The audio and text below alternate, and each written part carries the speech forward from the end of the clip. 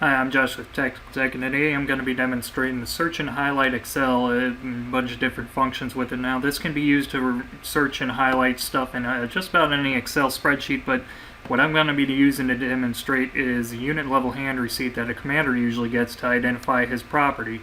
Now, generally, he'll get this on a clipboard. He'll go around looking at serial numbers and marking it off with a pencil as he goes, and it takes for freaking ever.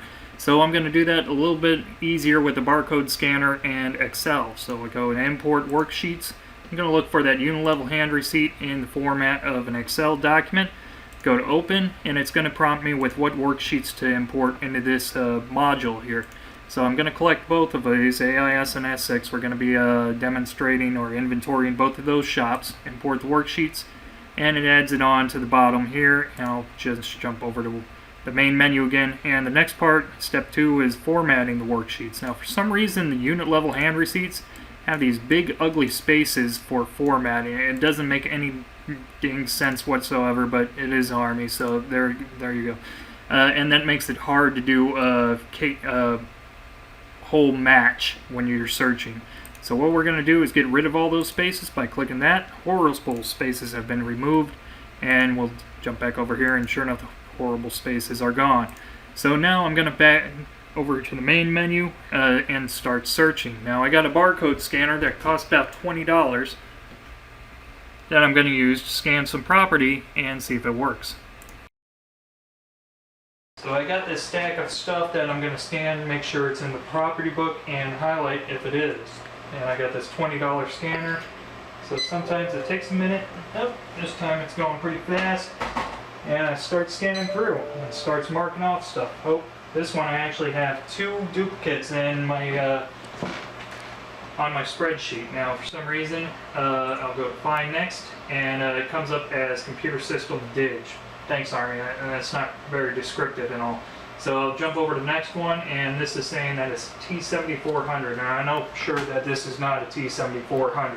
So more than likely, you know, being that I know this stuff is in this shop, and it's probably this one, so I can just go ahead and click the highlight on that, and it moves on to the next one, so I can move on to the next one.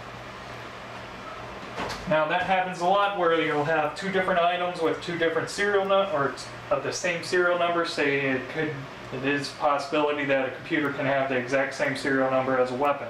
That often happens with Dell, but you know, whatever. So we'll scan this next one and move on. We've got a couple more to scan, getting serial numbers, and get this one too. Oh, and this one wasn't found in the database. I'm pretty sure this is on the property book, so let's take a look at it.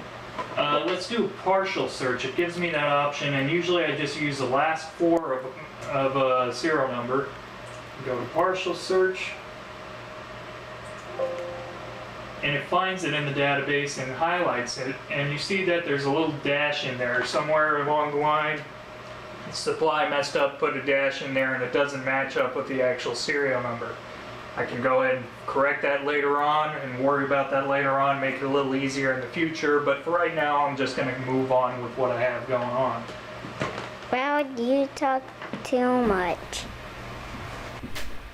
So this is probably not something you want to use on a system like mine where it's very stationary, you guys seen it, but it is something you can use on, say, a CF19 with a touch screen, or a Dell Venue if you want to have more of the fancy varieties, and go around with a $20 barcode scanner, or hell, even something that picks up scans right off the bat, and basically search and highlight. Now, one of the benefits of this system is it saves the Excel spreadsheet after every 10 scans. So if you drop the computer or whatever, you only have to, or it crashes, whatever, you only have to at most go back about 10 scans or 10 items and find them. So that's pretty much a demonstration complete, and thank you for watching. Have a nice day. Aw, Chief, what if our assets don't have barcodes and it's hard to scan? Well, Knucklehead, you can use a P-Touch printer to create those barcodes for you. Click here to find out how.